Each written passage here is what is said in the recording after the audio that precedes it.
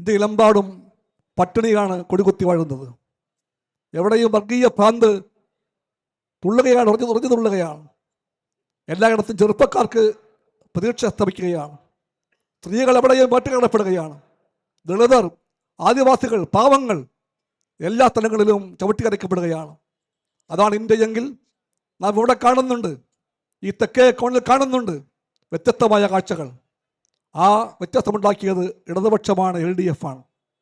അതുകൊണ്ട് അവർക്ക് നമ്മളെ വെറുപ്പാണ്, നമ്മളെ ഭയമാണ്. ആ വെറുപ്പിൻ്റെയും ഭയത്തിൻ്റെയും ഭാഗമായിട്ടാണ് മോദി ഗവൺമെൻറ് ഇവിടെ എണ്ണി പറഞ്ഞ ഓരോ രംഗത്തും കേരളത്തോട് നീതീകരിക്കാനാകാത്ത വിവേചനം കാണിക്കുന്നത്. ആ വാക്ക് മതിയാകില്ല. വിവേചനമല്ല ഇത്, ഉപരോധമാണ്.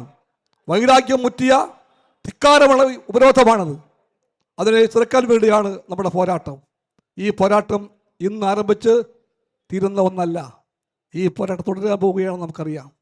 അതിന് ഓരോ ഘട്ടത്തിലും നാം ഉണ്ടായിരിക്കും. ഈ പോരാട്ട പഥങ്ങളിൽ നാം നേടിയ നേട്ടങ്ങൾ ഏറ്റവും മുഖ്യമായ ഒന്നാണ് എക്സ്ട്രീം പോവർട്ടി എന്ന അവസ്ഥ, അതിദാരിദ്ര്യം. അതൊരു യാഥാർത്ഥ്യമാണ്. ഇന്ത്യയിൽ ഒരുപാട് പേർക്ക് ഭക്ഷണമില്ല, പട്ടിണിയാണവർ. ആ ഇന്ത്യൻ യഥാർത്ഥ്യം കാണുമ്പോൾ വീണ്ടും കേരളം പറഞ്ഞു, ഈ സ്റ്റേറ്റിൽ അതില്ല. എക്സ്ട്രീം പോവർട്ടി അഥവാ അതിദാരിദ്ര്യം ഇവിടെ ഇല്ല എന്ന് നാം പ്രഖ്യാപിച്ചു, നാം തെളിയിച്ചു. നവംബർ 1 അതിൻ്റെ പ്രഖ്യാപനമായിരുന്നു നാം നടത്തിയത്. അത് കൊച്ചു കാര്യമല്ല. ആരമോ പറയുന്നു, നിങ്ങൾ അതൊക്കെ ചെയ്തപ്പോൾ വഴി കാണിച്ചത് മാർസ് അല്ലേ എന്ന്. ഞങ്ങൾ പറയുന്നു, തീർച്ചയായിട്ടും ഞങ്ങളെ മാർസ് വഴി കാണിക്കുന്നുണ്ട്.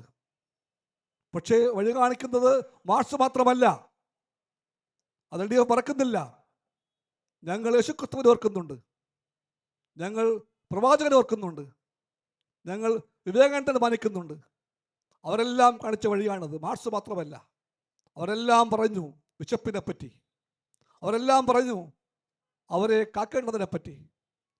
നബിയുടെ വാചകം എനിക്ക് ഓർമ്മയുണ്ട്. അദ്ദേഹം പറഞ്ഞു, വിശക്കുന്നവൻ്റെ കണ്ണീരിനെ കാത്തുകൊള്ളുക എന്ന്. എന്തെന്നാൽ ദൈവത്തിലേക്ക് ഏറ്റവും അടുപ്പം അവൻ്റെ കണ്ണീരിനാണെന്ന് പറഞ്ഞു നബി തിരുമേനി. അദ്ദേഹം പറഞ്ഞു, സത്യവിശ്വാസി, നീ അത്താഴമുണ്ണും മുമ്പ് ചുറ്റുപാടും കേൾക്കെ വിളിച്ച് ചോദിക്കണം, ആരെങ്കിലും ആഹാരം കഴിക്കാൻ ബാക്കിയുണ്ടോ എന്ന്. എല്ലാവരും ആഹാരം കഴിച്ചുവെന്ന് ഉറപ്പാക്കിയിട്ടേ നീ വിശപ്പടക്കാവൂ എന്ന് പറഞ്ഞ ആ വാക്ക് ഞങ്ങൾ ഓർക്കുന്നുണ്ട്. യേശുക്രിസ്തുവിനെ. ക്രിസ്തു പറഞ്ഞു, അധ്വാനിക്കുന്നവരെ, ഭാരം ചുമക്കുന്നവരെ എൻ്റെ അടുത്തേക്ക് വരുവിൻ, ഞാൻ നിങ്ങളെ ആശ്വസിപ്പിക്കാമെന്ന് പറഞ്ഞു. ആ യേശുക്രിസ്തു റോമിലെ അന്നത്തെ ദേവാലയത്തിൽ പോയി പറഞ്ഞു, പരീശന്മാരെയും ശത്രുക്കളെയും നോക്കി വിരൽ ചൂണ്ടി പറഞ്ഞു, നിങ്ങൾ എൻ്റെ പിതാവിൻ്റെ ആലയത്തെ അശുദ്ധമാക്കുന്നു, ഞാൻ നിങ്ങളെ ചാട്ടവാറ് കൊണ്ട് അടിച്ചു പുറത്താക്കുമെന്ന്. ആ ക്രിസ്തുവിനെ ഇടതുപക്ഷം മാനിക്കുന്നുണ്ട്, ഞങ്ങൾ മാനിക്കുന്നുണ്ട് വിവേകാനന്ദനെ.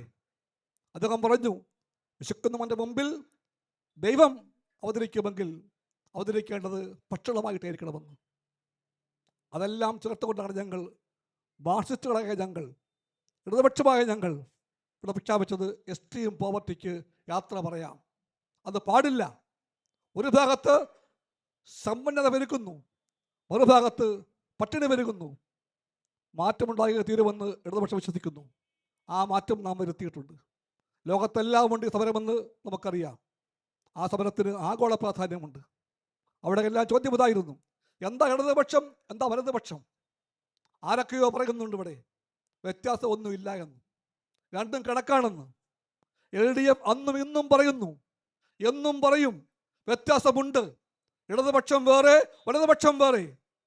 ആ ചോദ്യത്തിന് ഉത്തരമായി ലോക ഉത്തരം പണ്ടേ പറഞ്ഞിട്ടുള്ളതാണെന്ന്. ആരാണ് മുഖ്യം, ഏതാണ് മുഖ്യം? People or profits?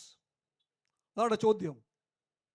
വലിയവർ ജനങ്ങളാണോ അതോ പണമാണോ, ലാഭമാണോ? അതാണ് ചോദ്യം. വലതുപക്ഷം പറഞ്ഞു ലാഭമാണ് വലുത്, മുഖ്യം പണമാണെന്ന് പറഞ്ഞു അവർ. ഇടതുപക്ഷം പറഞ്ഞു അല്ല, വലിയവർ ജനങ്ങളാണ്, ഒന്നാം സ്ഥാനം അവർക്കാണെന്ന് പറഞ്ഞു ഇടതുപക്ഷം. ആ വ്യത്യാസം ചെറിയ വ്യത്യാസമല്ല. Puts the people before profits എന്നായിരുന്നു മുദ്രാവാക്യം. ലോകത്തെവിടെയും അലകടിച്ച പ്രക്ഷോഭങ്ങളെല്ലാം മുദ്രാവാക്യം മുഴക്കി ഇടതുപക്ഷം ഈ മുദ്രാവാക്യം, put the people before profits, ലാഭത്തിന് മുമ്പിൽ ജനങ്ങളെ പ്രതിഷ്ഠിക്കുക, അവർക്കാണ് മുഖ്യസ്ഥാനം. അതുകൊണ്ട് ഈ കേരളം എല്ലാ വികസന പദ്ധതികളും മുന്നേറിയ കേരളം, വ്യവസായ രംഗത്ത്, കാർഷിക രംഗത്ത്, വിദ്യാഭ്യാസ രംഗത്ത്, ആരോഗ്യ രംഗത്ത് എന്ന് വേണ്ട സമസ്ത രംഗത്തും മുന്നോട്ട് പോയ കേരളം പറഞ്ഞു, അതിൻ്റെ എല്ലാ ഭാഗമായിട്ട് ഞങ്ങൾ പാവങ്ങളെ മറക്കില്ല എന്ന് പറഞ്ഞു. എല്ലാവർക്കും ഭക്ഷണം ഉറപ്പാണ് ഇവിടെ, എല്ലാവർക്കും ഉറപ്പാണ്. ഇവിടെ ലക്ഷങ്ങൾക്ക് ഭൂമി കൊടുത്തു ഇടതുപക്ഷം, ഇവിടെ ലക്ഷങ്ങൾക്ക് വീട് കൊടുത്തു ഇടതുപക്ഷം. ഭക്ഷണം, വസ്ത്രം, പാർപ്പിടം, ഇതാണല്ലോ അടിസ്ഥാനം. ആ എല്ലാ രംഗത്തും നമ്മുടെ കണ്ണ് മുതിഞ്ഞു. നാം നോക്കിയിട്ട് മുഖം തിരിച്ചിട്ടില്ല, നാം നോക്കിയിട്ട് അവരെ ചേർത്ത് പിടിച്ചു.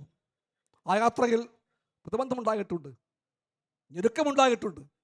അതിൻ്റെ എല്ലാം മറികടന്നുകൊണ്ട് നാം മുന്നോട്ട് പോയി. അങ്ങനെയാണ് കേരളത്തിൻ്റെ ഈ മാതൃക ഇന്ത്യയിലും ലോകത്തിലും ശ്രദ്ധിക്കപ്പെട്ടതായി മാറിയത്. അതിനുവേണ്ടി നാം മുട്ടിവിളിക്കാവുന്ന എല്ലാ വാതിലും മുട്ടുപിടിച്ചിട്ടുണ്ട്. അതെല്ലാം ആർക്കും ഒറ്റയ്ക്കുള്ള തൊട്ടുണ്ടാക്കാൻ വേണ്ടിയല്ല, ജനതയ്ക്ക്, കേരളത്തിന് മുന്നോട്ട് പോകാൻ വേണ്ടിയായിരുന്നു. അതാണ് ഈ വെറുപ്പിൻ്റെ കാരണം, അതാണ് ഭയത്തിൻ്റെ കാരണം. മോദിക്കും BJPക്കും ഭയമാണതുകൊണ്ട് ഈ ഗവൺമെൻറ്റിനെ. അതാണ് ഓരോ രംഗത്തും അവർ ഈ കാണിക്കുന്ന കഴുത്തിൽ കുത്തിപ്പിടിച്ചിരിക്കുകയാണ്. മുന്നോട്ട് പോകാൻ സമ്മതിക്കുന്നില്ല അവർ. നാട്ടുകാരാണ് പ്രധാനമന്ത്രി. പക്ഷേ ഞങ്ങൾ പറയുന്നു, ജനങ്ങൾക്കിതെല്ലാം മനസ്സിലാകും. ആ ജനങ്ങൾ എല്ലാ പ്രതിബന്ധങ്ങളെയും ഉൾക്കൊള്ളുന്നു, ധരിക്കേണ്ടതില്ല. അതിനെ ഞങ്ങൾ മറികടക്കാൻ തീരുമാനിച്ചവരാണ്. നാം അതാണ് പ്രഖ്യാപിക്കുന്നത്. രാജ്യമാകെ അതുണ്ടാകുന്നുണ്ട്.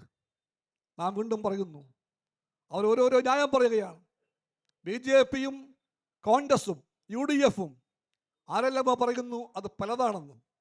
അല്ല, അവരെ പറ്റി പറയുമ്പോൾ ഇവിടെ നാം കാണുന്നുണ്ട്, UDFും BJPയും ഇവിടെ പലതല്ല, ഇവിടെ ഒന്നാണവർ.